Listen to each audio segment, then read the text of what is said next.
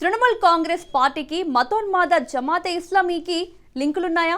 Neat paper లీకులకు వ్యతిరేకంగా కోల్కతాలో జరిగిన హింసలో జిహాదీ గ్రూపులు రెచ్చిపోయాయా? అవునని అంటున్నారు సీఎం సువేందు అధికారి. కోల్కతాలో నీట్ పరీక్ష పేపర్ లీకేజ్ నిరసనల పేరుతో జరిగిన హింసాకాండ వెనుక దేశ వ్యతిరేక శక్తుల హస్తం ఉందనేది ఇప్పుడు బహిరంగ రహస్యమైంది. పశ్చిమ బెంగాల్లో మమతా ఓటమిని తట్టుకోలేక బంగ్లాదేశ్లోని జమాతే ఇస్లామీ వంటి మతోన్మాద గ్రూపులు గతంలో ఆందోళనలు చేశాయి. ఇప్పుడు అదే జమాతే ముఠాలు వెస్ట్ బెంగాల్ గడ్డపై జాతీయ జెండాను అవమానిస్తూ ఖాకీలపై దాడులకు తెగబడుతున్నాయి. ఈ క్రమంలోనే టీఎంసీకి జమాతే ఇస్లామీకి సంబంధాలున్నాయంటూ బాంబు పేల్చారు బెంగాల్ సీఎం. ఇంతకు జిహాదీ శక్తుల వెనుక టీఎంసీ హస్తముందని సువేందు ఎందుకు ఆరోపించారు? కోల్కతాలో జరిగిన నిరసనల్లో అసలేం జరిగింది? యాంటీ గూండా యాక్ట్ ద్వారా ఎలాంటి యాక్షన్ తీసుకోబోతున్నారు? Let's watch.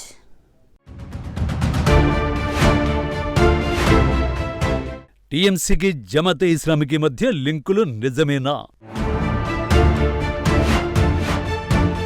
కోల్కతాలో అల్లర్ల వెనుక జిహాదీ గ్రూపుల హస్తం ఉందా?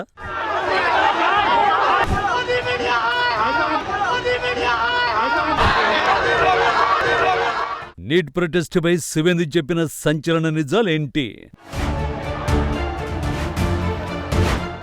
బెంగాల్ ముఖ్యమంత్రి సువేందు అధికారి సంచలన ఆరోపణలు చేశారు. తృణమూల్ కాంగ్రెస్ పార్టీకి మతోన్మాద జమాతే ఇస్లామీ వంటి తీవ్రవాద సంస్థలతో సన్నిహిత సంబంధాలు ఉన్నాయని అసెంబ్లీ సాక్షిగా సంచలన వ్యాఖ్యలు చేశారు. రాష్ట్రంలో చట్ట వ్యతిరేకతను, రాజకీయ హింసను ప్రేరేపించే వారిపై యాంటీ గుండా చట్టం కింద కఠిన చర్యలు తీసుకుంటామని సీరియస్ వార్నింగ్ ఇచ్చారు. కోల్కతాలో నీట్ పేపర్ లీకేజీకి వ్యతిరేకంగా జరిగిన నిరసనలు చోటు చేసుకున్న హింసాకాండ వెనుక విదేశీ శక్తుల మద్దతు ఉన్న ఇస్లామిస్టు మూకలున్నాయని ఆయన పేర్కొన్నారు. ఈ హింసతో నిజమైన విద్యార్థులకు ఎలాంటి సంబంధం లేదని స్పష్టం చేశారు. హింసకు పాల్పడిన వారికి విద్యార్థుల ఉద్యమానికి ఎలాంటి లింకు లేదు. వారు విద్యార్థులు కారు, మతోన్మాద జమాతే మూకలు. దీని వెనుక విదేశీ శక్తుల హస్తముందా అనే కోణంలో దర్యాప్తు సంస్థలు విచారణలు జరుపుతాయని సువేందు అధికారి తెలిపారు. అసెంబ్లీ సాక్షిగా ఆయన ఈ వ్యాఖ్యలు చేయడానికి రీజన్ కోల్కతాలో జరిగిన నీట్ పేపర్ లీక్ వ్యతిరేక నిరసనలో హింసే. ఈ నెల 24న కోల్కతాలో చోటు చేసుకున్న దృశ్యాలు సామాన్య నిరసనల్లాగా లేవు. దేశవ్యాప్తంగా విద్యార్థులు నీట్ పేపర్ లీకేజీపై శాంతియుతంగా ఆందోళనలు చేస్తుంటే బెంగాల్ రాజధానిలో మాత్రం అది ఒక్కసారిగా ఉగ్ర రూపం దాల్చింది. నిరసనకారుల ముసుగుల్లో వీధులోకి వచ్చిన వందలాది మంది అల్లరి ముక్కలు ముందస్తు వ్యూహంతోనే నగరంలో రక్తపాతం సృష్టించడానికి తెగబడ్డాయి. శాంతి భద్రతల్ని కాపాడాల్సిన పోలీసులపై, అక్కడే ఉన్న మీడియా ప్రతినిధులపైన రాళ్లతో, కర్రలతో దాడులు చేశారు. ఇది యాదృచ్ఛికంగా జరిగిన హింస కాదు. రాష్ట్రంలో సరికొత్తగా ఏర్పడిన ప్రజాప్రభుత్వాన్ని అస్థిరపరచడానికి, నగరంలో భయానక వాతావరణాన్ని సృష్టించడానికి పక్కా స్కెచ్తో జరిగిన వ్యవస్థీకృత దాడి అంటున్నారు సువేందు అధికారి. నిరసనల తీవ్రతను గమనిస్తే అందులో పాల్గొన్న వారు కేవలం విద్యార్థులు మాత్రమే కారనే విషయం స్పష్టమవుతోందని చెబుతున్నారు. నిరసనకారుల ముసుగులో కొందరు దుండగులు జాతీయ జెండాను తలకిందులుగా పట్టుకుని తీవ్రంగా అవమానించారు. అంతటితో ఆగకుండా ప్రధాని మోదీ, ముఖ్యమంత్రి సువేందు అధికారి ఫోటోలను కాళ్లతో తన్నుతూ దేశ వ్యతిరేక నినాదాలు చేశారు.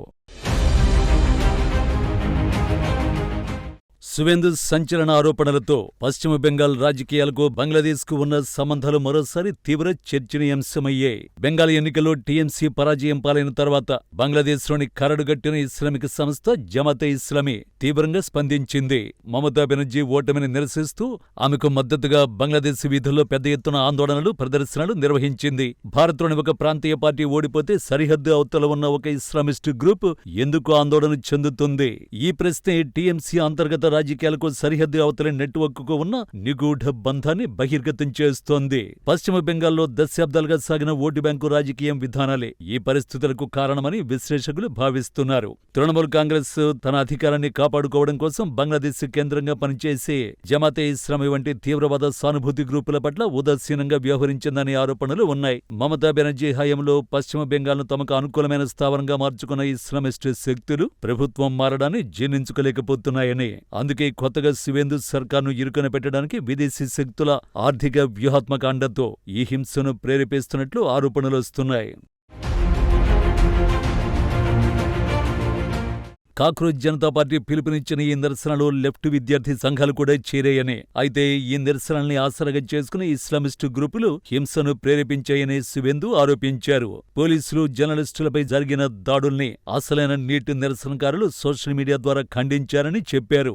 గత మమతా ప్రభుత్వం 2022 మున్సిపల్ ఎన్నికలు, 2023 పంచాయతీ ఎన్నికలు, ఆర్జికర్ మెడికల్ కాలేజీ వైద్యురాలి అత్యాచారం, హత్య ఉదంతం తర్వాత 2024లో జరిగిన నిరసనల సమయంలో జర్నలిస్టులపై జరిగిన దాడుల్ని అరికట్టడంలో ఘోరంగా విఫలమైందని గత మమతా బెనర్జీ నేతృత్వంలోని ప్రభుత్వంపై విమర్శలు గుప్పించారు.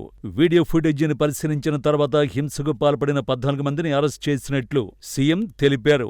ఈ 10 మంది వెనుక ఉన్న మాస్టర్ మైండ్స్ ఎవరు, వీరికి అందుతున్న విదేశీ నిధుల మూలాలేంటి అనే కోణంలో కేంద్ర రాష్ట్ర దర్యాప్తు సంస్థలు విచారణను ముమ్మరం చేశాయి. త్వరలోనే మిగిలిన నిందితుల ఆట కట్టిస్తామని పోలీసులు హెచ్చరిస్తున్నారు. దేశద్రోహులను ఎట్టి పరిస్థితుల్లోనూ వదిలిపెట్టే ప్రసక్తే లేదని సువేందు అధికారి స్పష్టం చేశారు.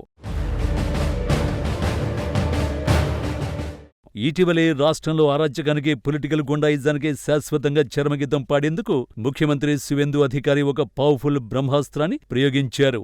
అదే west Bengal public safety and control of anti social activities act 2026. దీనినే ప్రజలు యాంటీ గుండా యాక్ట్ అని పిలుస్తున్నారు. ఇకపై బెంగాల్ గడ్డపై తోకజాడించి హింసకు పాల్పడే ఏ ఒక్క టీఎంసీ గూండాకైనా, ఇస్లామిస్ట్ శక్తులకైనా ఈ చట్టం కింద జీవిత ఖైదు, ఆస్తుల జప్తు వంటి కఠిన శిక్షలు తప్పవు. మమతా బెనర్జీ పెంచి పోషించిన జిహాదీ సామ్రాజ్యాన్ని కూకటి వేళ్లతో పెకిలించి బెంగాల్లో శాంతి సామరస్యాలను కాపాడటమే ధ్యేయంగా తమ ప్రభుత్వం అడుగులేస్తోందని సువేందు అధికారి చెప్పారు. ఈ యాంటీగుండా చట్టం మరేదో కాదు, యూపీలో యోగి అమలు చేస్తున్న యాక్టే ఇది. ఈ చట్టం కింద ఒక వ్యక్తిని గూండాగా ప్రకటిస్తే వారిని ఆ జిల్లా లేదా పరిసర ప్రాంతాల నుండి 6 నెలల వరకు బహిష్కరించే అధికారం ప్రభుత్వానికి ఉంటుంది. గూండాలు, గ్యాంగ్స్టర్లు సమాజాన్ని భయపెట్టి అక్రమంగా సంపాదించిన ఆస్తులను, ఇళ్లను ప్రభుత్వం స్వాధీనం చేసుకోవడానికి, బుల్డోజర్లతో కూల్చేయడానికి ఈ సవరణలు మరింత బలాన్ని ఇచ్చాయి. ఇప్పుడు అదే చట్టాన్ని బెంగాల్లోనూ అమలు చేస్తున్నారు. మరోవైపు సువేందు అధికారి ఆరోపణలను, కొత్త చట్టం ప్రయోగాన్ని తృణమూల్ కాంగ్రెస్ పూర్తిగా తప్పుబడుతూ తీవ్రస్థాయిలో ధ్వజమెత్తింది. యాంటీగుండా యాక్ట్ 2026 అనేది రాష్ట్రంలో శాంతి భద్రతల కోసం తెచ్చింది కాదు. యూపీ తరహా బుల్డోజర్ సంస్కృతిని, గ్యాంగ్స్టర్ చట్టాలను బెంగాల్పై రుద్ది ప్రతిపక్ష నాయకులను, ముఖ్యంగా టీఎంసీ క్యాడర్ను మానసికంగా, రాజకీయంగా వేధించడానికి దీనిని ఒక ఆయుధంగా వాడుకుంటున్నారని ఆరోపించింది. చట్టంలోని ప్రివెంటివ్ డిటెన్షన్ అంటే విచారణ లేకుండా 12 నెలల పాటు జైల్లో పెట్టడం అనే నిబంధనను రాజకీయ కక్ష సాధింపులకే వాడతారని టీఎంసీ నేతలు ఆందోళన వ్యక్తం చేశారు. ప్రజల దృష్టిని మళ్లించడానికే సీఎం సువేందు ఈ జమాతే లింకులు, బంగ్లాదేశ్ కనెక్షన్లు అనే సరికొత్త సెంటిమెంటును తెరపైకి తెచ్చారని టీఎంసీ ఆరోపించింది. శాంతియుతంగా నిరసనలు జరగాల్సిన చోట అల్లర్లు జరగడం కొత్త ప్రభుత్వ పరిపాలన వైఫల్యానికి నిదర్శనమని, ఆ తప్పును కప్పిపుచ్చుకోవడానికి విపక్షాలపైకి నెట్టేస్తున్నారని ఘాటుగా స్పందించింది. టీఎంసీ కౌంటర్లను కాస్త పక్కన పెడితే సువేందు పక్కా సమాచారం లేకుండానే ఈ ఆరోపణలు చేసే అవకాశం లేదని రాజకీయ విశ్లేషకులు చెబుతున్నారు. ఒకవేళ టీఎంసీకి, జమాతే ఇస్లామీకి మధ్య బ్లాక్ నెట్వర్క్ లింకులు గనుక అధికారికంగా బయటపడితే సువేందు సర్కార్ యాంటీగుండా చట్టం ద్వారా తీసుకోబోయే యాక్షన్ చాలా సీరియస్ గా ఉండే అవకాశం ఉంది. ఈ పవర్ఫుల్ చట్టం కింద ఆ దేశ వ్యతిరేక శక్తుల ఆట కట్టించడం ఖాయం. ఒక్కసారి ఈ ముఠాల హస్తం నిరూపణ అయితే నిందితులను నేరుగా గూండాలుగా ప్రకటించి రాష్ట్రం దాటించడం కాదు, వారి వెనుక ఉన్న మాస్టర్ మైండ్స్ ఆస్తుల్ని జప్తు చేయడం, అక్రమ కట్టడాలపై బుల్డోజర్లు నడపడం గ్యారంటీ. పొలిటికల్ సపోర్టుతో ఇన్నాళ్లు రెచ్చిపోయిన వారికి ఇక జైలు గోడలే దిక్కవుతాయి. వెస్ట్ బెంగాల్లో శాంతి భద్రతలకు భంగం కలిగిస్తే ఎంతటి వారినైనా వదిలిపెట్టే ప్రసక్తే లేదని, ఈ యాంటీ గుండా చట్టమే ఆ శక్తులంతూ చూస్తుందని సువేందు సర్కారు గట్టి హెచ్చరికలే పంపుతోంది.